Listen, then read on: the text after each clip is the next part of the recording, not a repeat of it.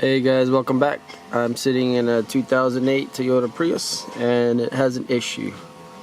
The cluster does not work. The cluster is not responding at all.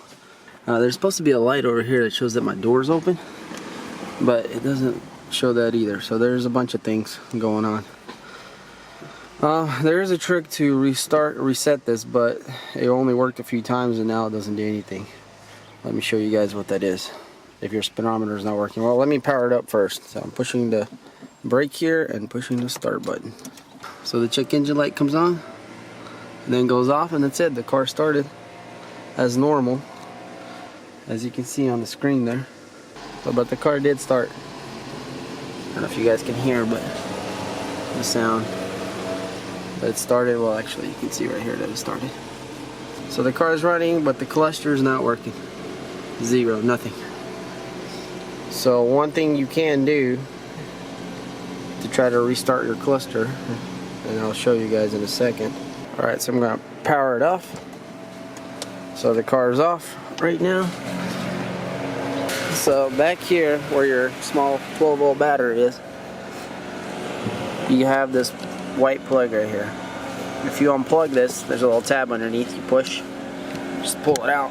It's a little bit tough to pull out because this is the main cable to the whole car. This is essentially disconnecting the positive terminal is what's going on. So, because there's no more other wires except for this little one, so you disconnect everything, your car is completely disconnected. So there is no power going to the car right now. But yeah, if you wait 30 seconds and plug that back in, essentially reset everything. And usually it makes the speedometer work again. But in my case, it's not working. Alright, so once you waited just a little bit, plug everything back in, and you should be able to have something working over there, but most likely I do not. Yes, I still do not.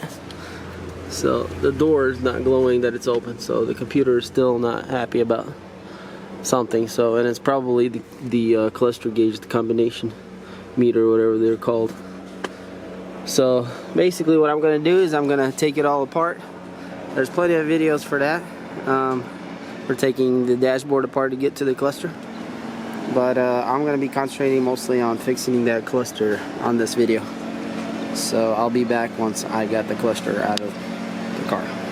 Alright guys, so we're in the house. I took off the dashboard. It wasn't too hard actually. There's a little bit of involvement. So watch videos on YouTube how to do it, and you will know it's not too bad. You need a few tools, but I think, you know, anybody that has a little bit of knowledge of how to take things apart shouldn't be too hard. In any case, so what we're trying to do is we're trying to get to behind this plastic here. There's the combination meter display thingamajigger. So what we're going to do is we're going to try to take that apart.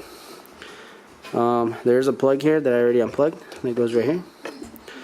And yeah, so I guess I'm just going to start taking these screws off. Alright, so I'm going to start with this bigger Phillips screw here. Let's see if I can cut that loose and see if it'll move a little better. Yeah. There's some screws right here. I'm not sure if I need to take that out or not. It's on an angle, so it'll be hard to get the screws on the bottom down there. So I'm thinking, oh, this whole thing needs to come off, or at least come up. So there's another screw right here, and it does move a little bit. So let's see. It's probably more that needs to come off, but I'm gonna try to get it off the way it is, because it does come up now a little bit, as you can see. So I could probably reach all the. Alright guys, so actually there was 4. There was one underneath this tab here.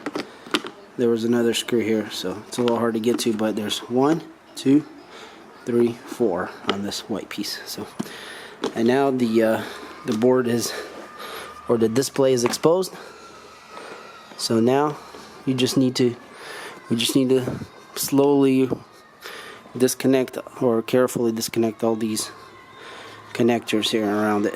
So there's another connector, looks like on the side here maybe. Alright, so yeah, you just basically get a screwdriver and you pry on that little pin and it comes right up, as you can see right there. So once you get both of them up like that, this should come right out. But be very careful. There it goes. I just kind of pushed on it and it jumped out. So same thing for this. You can even do it with your nail, I guess. Technically break your nail, but yeah, just use a little screwdriver here. Pry those babies up like that.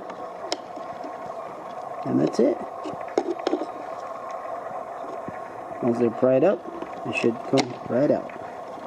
There you go. And there's one more over there to take out. Alright guys, so here's a close-up look of this thing. I can't tell anything wrong with it immediately. You know, reading up some forums and doing some research, apparently there's a capacitor that goes bad.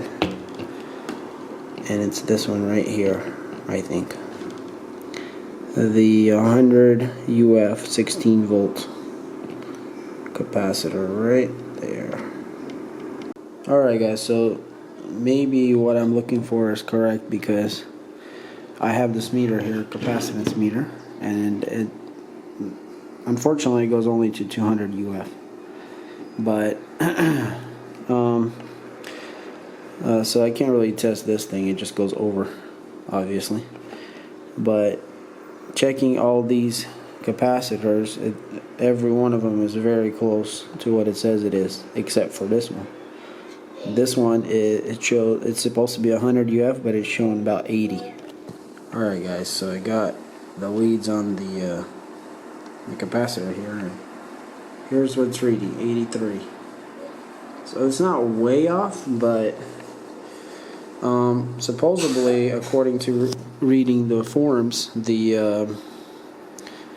new if Toyota replaces this whole cluster, this capacitor right here will be 220 UF instead of 100. So my guess is that when it gets old, it doesn't let the voltage pass like it's supposed to, and so it won't fire up. So I think we're just gonna aim for changing this capacitor, and we'll see what happens. Alright guys, so I found the capacitor that I pulled out from another piece of electronics. It is a 100 UF 50 volts, so it can definitely do the job. Maybe I'll just run leads from here to this one and combine these together, so we would have a total of 180 UF since this is 100. But I would highly recommend buying a replacement 220 16 volt capacitor. Alright guys, so I soldered the capacitor here. It was definitely tedious, especially down here. You can see how tiny of a spot you got to work with. That thing is literally right next to the other lead here going, so it's very close. But let's see, I can show you the other side here. Anyways, it's pretty tough. So the little black mark on the capacitor is negative. So in here, negative is the white mark with the minuses, and the positive is the regular one. So this is just a regular electrolytic capacitor. I'm not sure exactly what kind of capacitors these are, but they're a little different. So, but I'm pretty sure they do the same function. Alright guys, so I got it on the leads here, and here's what it comes out to be, 184. So that's quite a bit high. That's 100 higher than it was. Actually, even a little more. I think it was like 82, 83, but now it's 184. So yeah, this little capacitor here added 101 or 2. I think that's all I'm going to do to it. I can't really see anything else that I should be doing to this thing.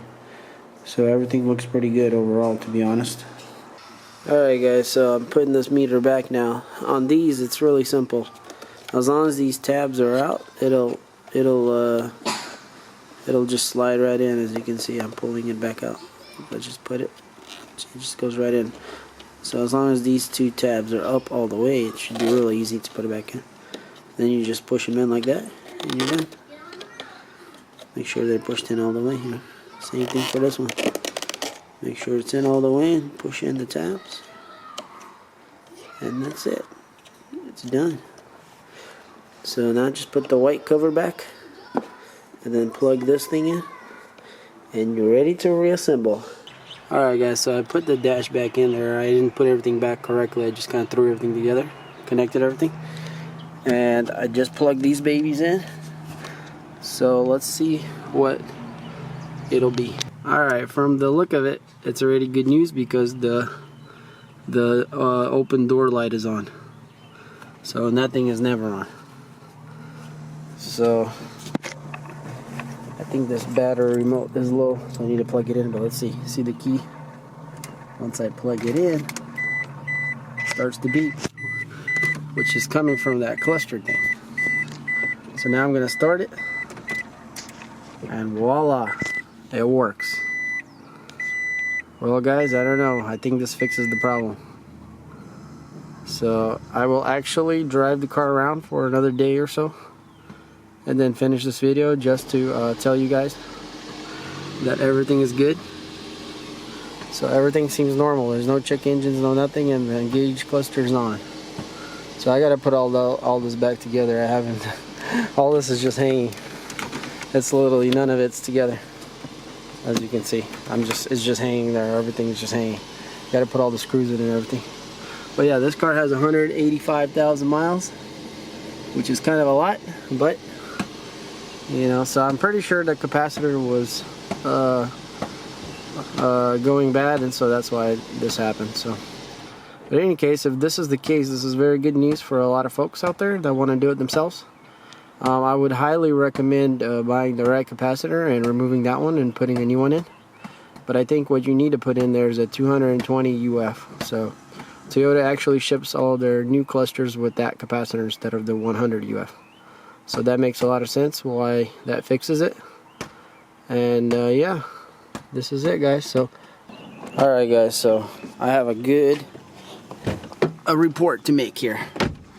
Basically, it's been about 3 days since I fixed the cluster, and it has been working every time. So I think this is going to be good for a lot of people to know how to fix this thing now. So let's power on the car here and see. And there it goes. Every time it works. So anyways guys, this definitely works, looks like, and hopefully this helps somebody at least figure out what's wrong with these gauges. So hopefully this is not going to make a lot of people mad that make money off of this, but in any case, we got to do what we got to do. Just make sure you get the right capacitor. I'll put a link in the description for the right capacitor so you can change it the correct way, not like I did. But in any case, from now on I'll be doing it the right way also. I just wanted to see if this will work, and it looks like it works. So anyways, that was the case, that was the problem. So anyways guys, thanks for watching this video. Please hit the like button, share it with somebody, and subscribe for more. We'll see you later. Peace.